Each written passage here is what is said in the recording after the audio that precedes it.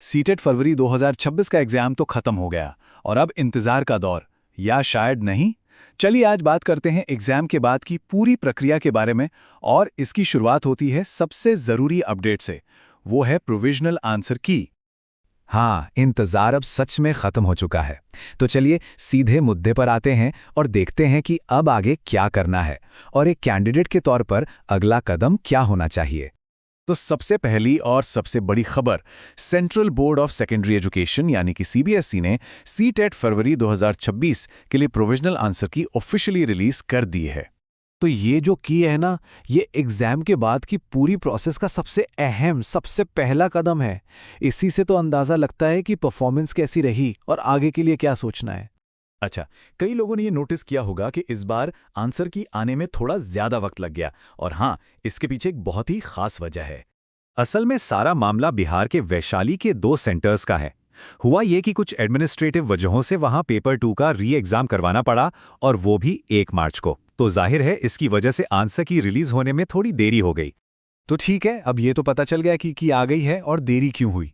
अब आते हैं सबसे जरूरी सवाल पर कि इसे डाउनलोड कैसे करना है।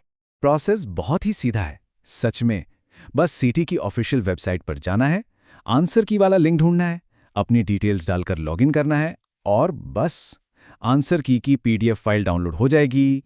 और हाँ, लॉगिन करने से पहले एक छोटी सी टिप, अपना एप्लीकेशन नंबर और डेट ऑफ बर्थ या पासवर्ड जो भी ज़रूरी हो उसे पहले से तैयार रखें। इससे पूरा काम बहुत ही आसानी से और जल्दी हो जाएगा। ओके, तो मान लेते हैं कि आंसर की चेक करते हुए कोई ऐसा सवाल आता है जिसके जवाब को देखकर लगता है, अरे ये तो सही नहीं है। तो ऐसे में क्या होगा? खैर, यहीं पर काम आता है ऑब्जेक्शन विंडो का कॉन्सेप्ट। ये बेसिकली एक छोटा सा टाइम पीरियड होता है जिसमें कैंडिडेट्स उन जवाबों को ऑफिशियली चैलेंज कर सकते हैं जिनसे वो सहमत नहीं हैं। आप कह सकते हैं कि ये फेयरनेस बनाए रखने के लिए एक तरह का चेक एंड बैलेंस सिस्टम है। अब यहाँ एक बहुत जरूरी बात ध्यान में रखनी है। हर सवाल जिसे चैलेंज किया जाएगा उसके लिए 1000 रुपए की फीस लगेगी। लेकिन इसमें एक अच्छी बात भी है। ये फीस इसलिए है ताकि सिर्फ सीरियस चैलेंजेस ही किए जाएं। अगर सब्जेक्ट एक्सपर्ट्स आपके ऑब्जेक्शन को सही मानते हैं और जवाब बदल दिया जाता है तो उस सवाल के लिए आपके पैसे आपको वापस मिल जाएंगे। ऑब्जेक्शन फाइल करने का प्रोसेस भी काफ़ी हद तक डाउनलोड करने जैसा ही है। पोर्टल पर लॉगिन करना है, चैलेंज वाले लिंक को ढूंढना है, जिस सवाल पर आपत्ति है उसे सेलेक्ट करना है, अपना तर्क देना है, और अगर कोई सपोर्टिंग डॉक्यूमेंट है तो उसे अपलोड करके फीस पे कर देनी है। अगर ऑब्जेक्शन फाइल करने का सोच रहे हैं तो कुछ बातें जरूर ध्यान में रखें। अपना पॉइंट बिल्कुल साफ साफ और सीधे तरीके से बताएं।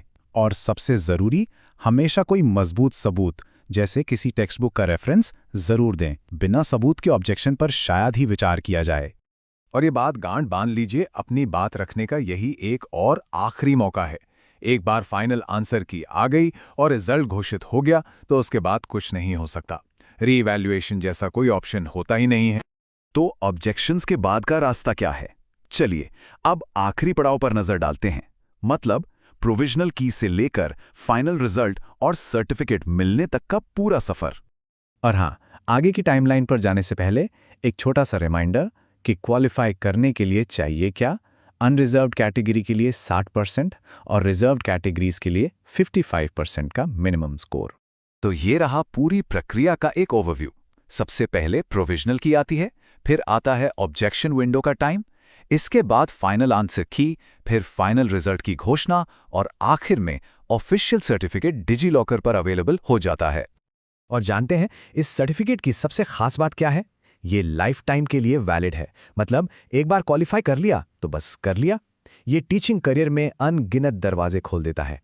तो जब तक फाइनल रिजल्ट्स आते हैं, ये सोचने का सबसे सही समय है कि अगला कदम क्या होगा। ये सर्टिफिकेट सिर्फ एक एग्जाम पास करना नहीं है, बल्कि ये टीचिंग करियर में एक नए रोमांचक चैप्टर की चाबी है। तो सवाल यही है कि क्या हम सब अगले पड़ाव के लिए तैयार हैं?